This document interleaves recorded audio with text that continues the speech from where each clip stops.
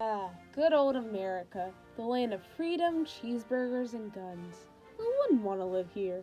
Beautiful skies, peaceful interactions, and everybody lives equally.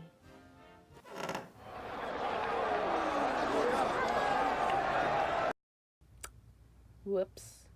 Well, you get the point. America's actually far beyond the perfect country. It never really was. Peace? What's that? Liberty? Never heard of it. Justice? Don't even get me started. The dream of equal opportunity sounds nothing more than a myth with these standards.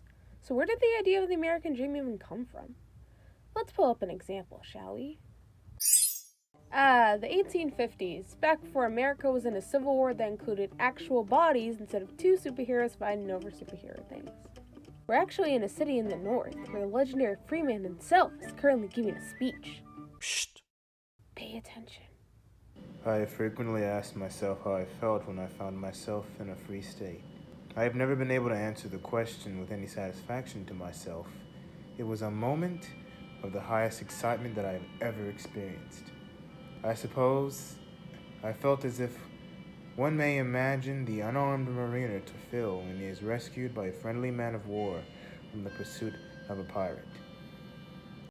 Alright, that's enough. Stupid 1800 soil. Right. So if you paid attention, you'd realize the man was talking about being free. The excerpt demonstrates what all slaves either felt or wanted that period. Freedom, which much of the North provided. If slaves can be quote-unquote free in one half of the U.S., why not entirely? This idea also contributed to the start of the Civil War, which ended with the freedom of all slaves, and gave way to more ideas of social freedom outside of race. This is where I believe it really sparked the idea of the American dream being able to have a new life with new opportunities waiting for them. But this wasn't limited to slaves, oh no.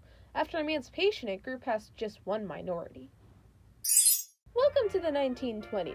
Here, we're going to do a little bit of spying, specifically in someone's head.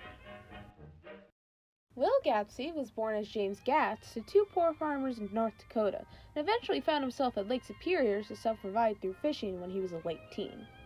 There, he discovered and later warned a possibly drunken Dan Cody out on the lake that he could die within half an hour thanks to an incoming storm ready to tear his ship up like paper.